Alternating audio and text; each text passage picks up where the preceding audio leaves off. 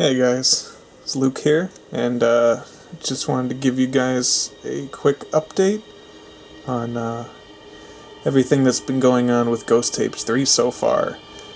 And right now, I'm about to show you guys the tools that we are going to be using for the film.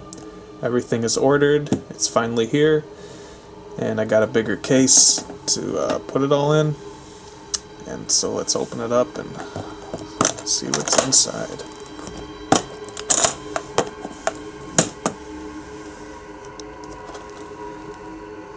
There it is. That's everything we're going to be using for the third film. We've got two Sony HDR SR10s, so all of our footage looks exactly the same. And I got extended capacity batteries. And what else I like about these cameras is they're hard drive cameras, so you don't have to worry about tapes or SD cards. All the footage records straight to the camera itself. And these batteries are like, I don't know, they're like 6 or 7 hours each. And then we got even more extra batteries of the same size. So we should be able to record continuously for a long time. And then down here we have our new Spirit Box. And now that I think about it, I want to get one more piece of gear. I want to get a Faraday cage pouch to put this in when we're doing Spirit Box sessions. I don't want to take the antenna out of this one. And a Faraday cage pouch, for those of you who may not know, it's just like a little nylon pouch that you put this in, and it basically blocks out all radio signals. So it's essentially the same as removing the antenna, but the last SB7 we had, I took the antenna out, and I think taking the antenna out had a lot to deal with it not working anymore.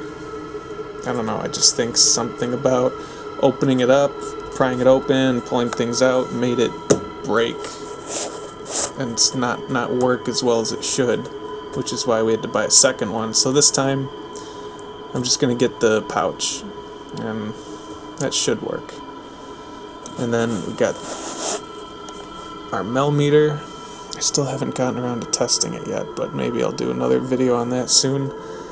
This is going to be my meter. It's an EMF meter, and it's also a thermometer. And this is the temperature probe. Very cool. This is the K2 meter that we had from Ghost Tapes 2 and the show. I think this is what Jim will be using instead of his old trusty creepy beeper. He's going to be using the K2 this time. Then we just have a couple of mounting brackets to mount the infrared lights onto the cameras. We got the trail camera here that we also used in Ghost Tapes 2, and we haven't caught anything with this yet, but I want to keep using it. And I had an idea. I thought instead of putting it on a tripod and just leaving it alone in a room, I kind of had the idea of maybe somehow like attaching a lanyard to it and hanging it around my neck, so it'll just automatically take pictures continuously because it's motion activated. If nothing physical actually passes in front of it, it won't take a picture. So I think wearing it around my neck will provide motion, so it I don't know, it's just something I want to try. But yeah, I want to get something photographic wise with this trail camera, because as you know from the first Ghost Tapes, we know that these things can capture some pretty wild things, and I just want to catch one firsthand. So that will be our still camera. These are the infrared lights we use. These come from, where do they come from? They come from ghoststop.com, and they're creepy hollow. I don't like this sticker that they put on it. I think it's kind of cheap. But these are the best infrared lights I think you can get for the money. These are $50 each. I know everyone really likes phantom light, and you know there's nothing wrong with that.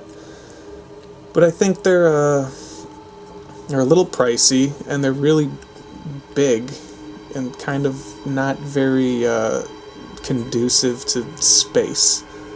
So I think these things put out a lot of infrared light for the size they are. I mean, it fits in the palm of my hand. And these are toggle switch activated,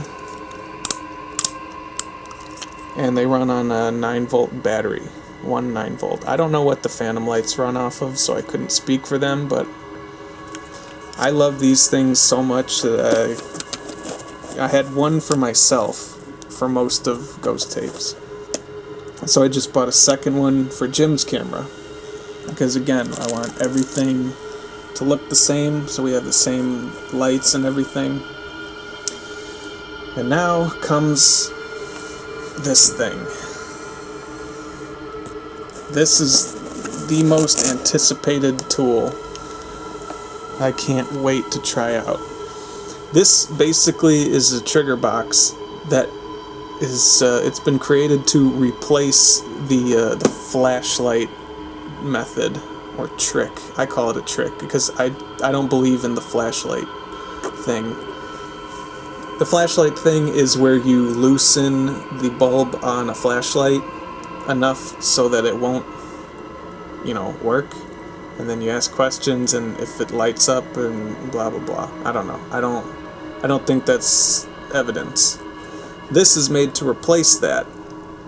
It's got a yes and a no. Green for yes, red for no, and it's called the Yes/No Ghost Analyzer.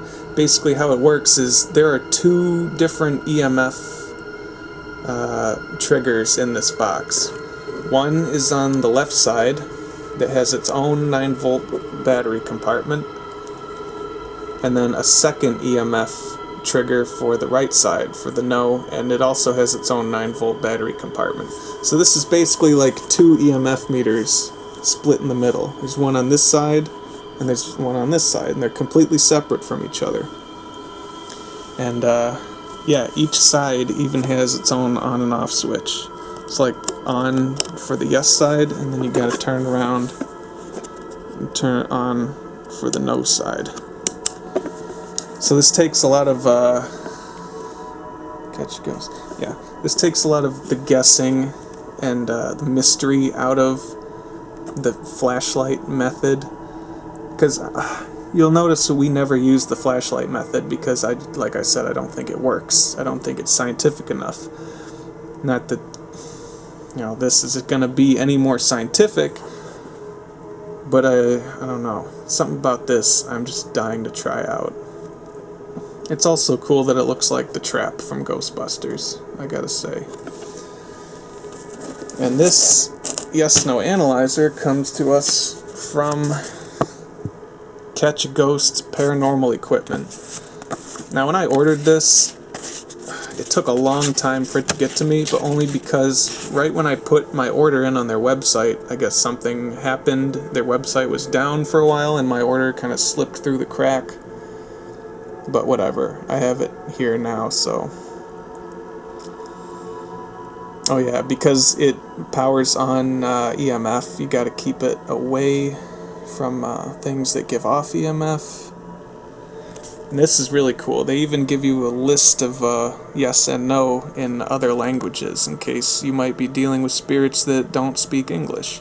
And they also give you phonetic pronunciation of it. And yeah, they have a lot of other cool stuff at their website, so go check them out. Catch a Ghost Paranormal Equipment. They have not sponsored this message, of course, but there is a lot of cool stuff on their site that I would also like to try in future videos. Now, locations. We do have a location in the works right now. I don't want to talk about the location because it's nothing's confirmed yet. But let's just say it's a location that has been featured on every major news station in Denver. It's been on Fox, NBC, CBS, all because of its paranormal activity and its hauntings. So if the claims are true, I think that will be a great start for this film. And yeah, that's about it for now. Thanks for watching, guys, and I'll keep you updated as new updates come in. See you guys.